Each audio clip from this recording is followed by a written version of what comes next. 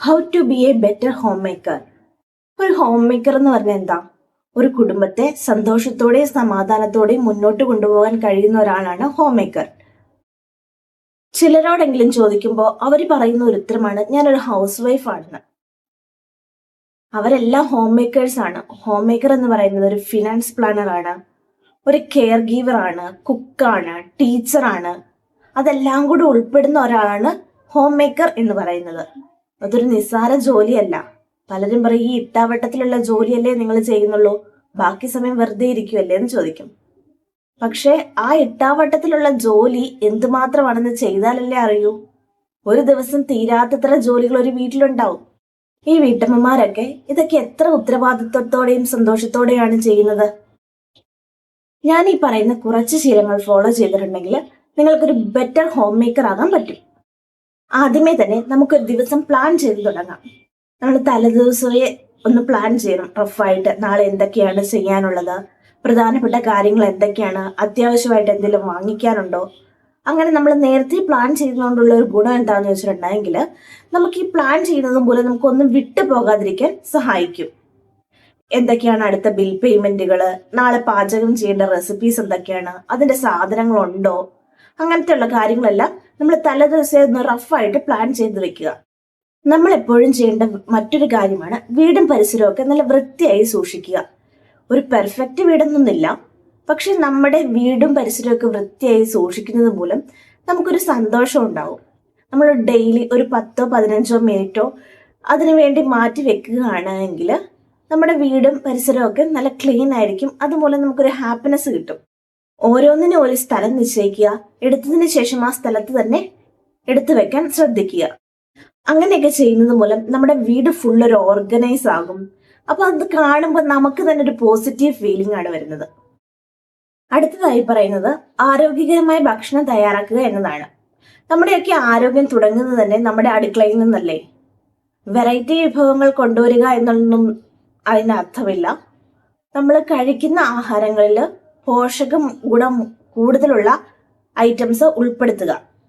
പഴങ്ങള്, പച്ചക്കറികൾ, പരിപ്പ്, ആവശ്യത്തിന് പ്രോട്ടീൻ എന്നിവ ഉൾപ്പെടുത്തുക.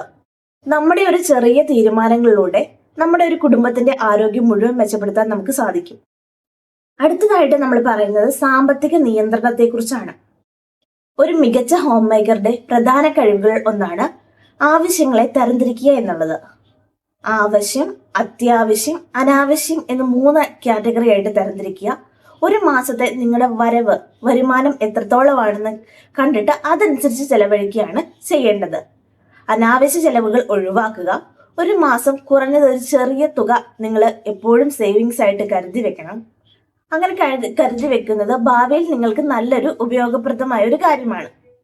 അടുത്തതായി പറയുന്നതാണ് കുടുംബാംഗങ്ങളുമായി നല്ല ആശയവിനിമയം ഉണ്ടായിരിക്കുക. വീട്ടിലെ സംസാരിക്കുന്ന രീതിയും സംസാരിക്കുന്ന ഭാഷയും വളരെ ഇമ്പോർട്ടൻ്റ് ആണ്. പരസ്പരം കേൾക്കുക, അങ്ങോട്ടും ഇങ്ങോട്ടും അഭിപ്രായങ്ങൾ പങ്കുവെക്കുക.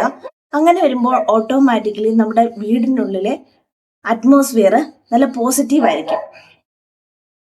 അടുത്തതാണ് സ്വയം പരിപാലിക്കുക. മിക്ക വീട്ടമ്മമാരും ചെയ്യുന്ന ഒരു തെറ്റാണ് മറ്റുള്ളവരുടെ കാര്യങ്ങൾ നോക്കി നോക്കി സ്വയം കാര്യങ്ങൾ ഉപേക്ഷിക്കുക എന്നുള്ളത്. ശരിയായ സമയത്ത് ഭക്ഷണം കഴിക്കില്ല, ആവശ്യത്തിന് ഉറങ്ങുകയില്ല, ശരിയായി വെള്ളം പോലും കുടിക്കുകയില്ല. അപ്പൊ അങ്ങനെ വരുമ്പോൾ അവരുടെ ഹെൽത്ത് ഓട്ടോമാറ്റിക്കലി വളരെ വീക്ക് ആയിക്കൊണ്ടിരിക്കും. അവര് ഹെൽത്തോടു കൂടി ഇരുന്നാൽ മാത്രമാണ് വീട്ടിലുള്ള എല്ലാവരെയും നല്ല രീതിയിൽ പരിപാലിക്കാൻ പറ്റുള്ളൂ. സോ എല്ലാവരും സ്വയം ശ്രദ്ധിക്കാൻ പ്രത്യേകം ശ്രമിക്കുക. അടുത്തതായിട്ട് പുതിയ കാര്യങ്ങൾ പഠിക്കുക.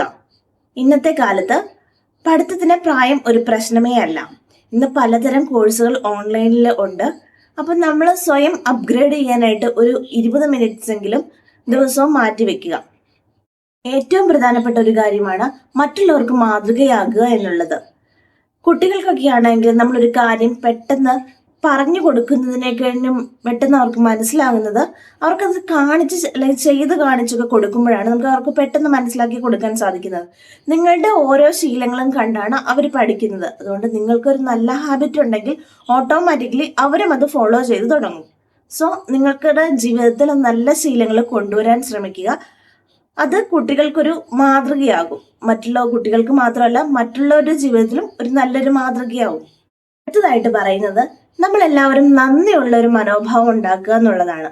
അതാണ് ജീവിതത്തിലെ ഏറ്റവും വലുത്.